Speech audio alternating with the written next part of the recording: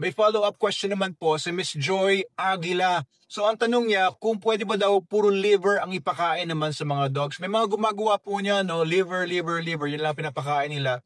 And akala nila maganda yon kasi liver nga naman gustong-gusto ng mga aso, and it's supposedly mataas sa iron, mataas sa ibang mga nutrients, pero ito po yung danger niyang liver. Kapag ka liver ang lagi niyo pinapakain sa aso ninyo, maaaring o sigurado magkakaroon po ng hypervitaminosis A. Ibig sabihin ng hypervitaminosis, sumosobra yung vitamin A sa kanyang katawan kasi ito ay fat soluble, kaya hindi nailalabas ito ng katawan ng aso through the kidneys basta-basta.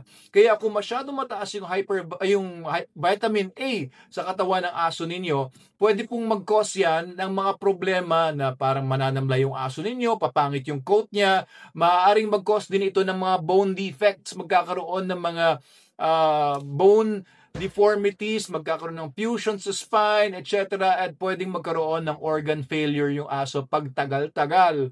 Okay, kaya wag nyo nang hintayin. Pwede naman kayo magpakain ng liver, wala namang masama, no?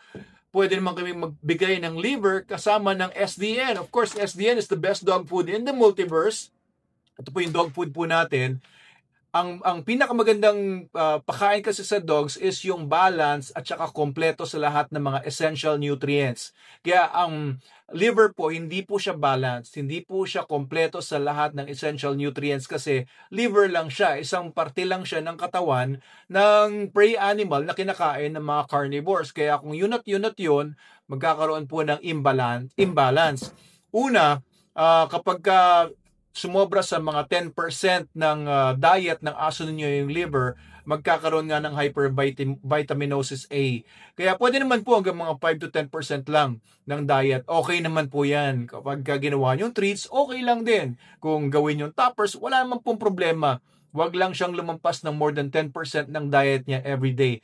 Siyempre, kapag gusto niyo ang the best na ipapakain sa aso niyo, SDN po ang masasabi kong the best talaga. Kasi ako po yung nag-formulate niyan. Nakita ko po kasi lahat ng mga available na mga dog food sa market, mga iba-ibang klaseng feeding. Nasubukan ko na rin po, kagaya ng last video ko.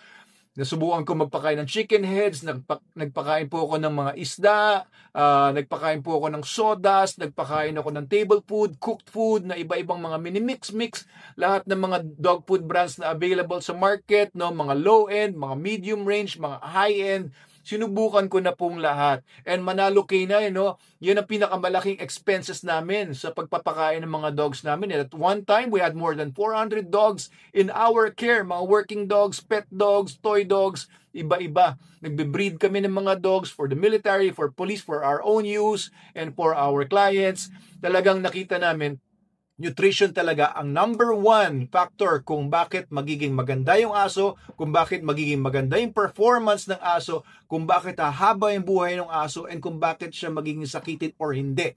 Number one factor po, apart from genetics, is nutrition. Okay, kaya na-develop po natin itong SDN, na-develop din natin itong SDN 28. Kung meron po kayong restriction sa budget, meron din po tayong budget-friendly na pangmasa pero hindi basura, SDN 21. Yan po ang ipakain nyo kasi balansyado po yan, kompleto po sa lahat ng mga essential amino acids, proteins, nutrients kagaya ng omega-3, mga fats, kompleto po yan sa mga vitamins, minerals, probiotics, prebiotics, kaya wala na kayong problemahin pa. Okay, hindi po rin siya mahal, no? Tipid din po siya at makakatipid din kayo sa pagdagdag ng mga supplements. Hindi nyo na kailangan maglagay ng kung anumang supplements and hindi magiging sakitin yung aso ninyo, kaya makakatipid kayo sa gastos sa veterinary medical bills. Okay, Dr. Abel Manalo po ito, ang inyong lingkod na veterinaryo dito sa Manalo K9. Mabuhay po kayo. Please follow and share our videos, okay? Salamat po sa inyong panonood at pakikinig.